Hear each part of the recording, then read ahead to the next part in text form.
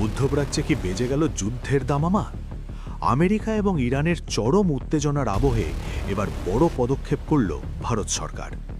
ইরানে থাকা ভারতীয় নাগরিকদের জন্য জারি করা হয়েছে হাই অ্যালার্ট। তেহরানে অবস্থিত ভারতীয় দূতাবাসের পক্ষ থেকে সাফ জানানো হয়েছে, ইরানে থাকা ভারতীয় নাগরিকরা যেন দেশ ছাড়ার প্রস্তুতি শুরু করে দেন। শুধু তাই নয়, পাসপোর্ট, আইডি কার্ড এবং অভিবাসনের যাবতীয় গুরুত্বপূর্ণ নথি সব সময় নিজেদের কাছে রাখতে বলা হয়েছে।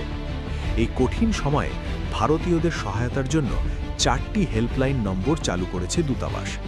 নম্বরগুলি হল 9128109102, 9128109115, 993217359, 9128109109।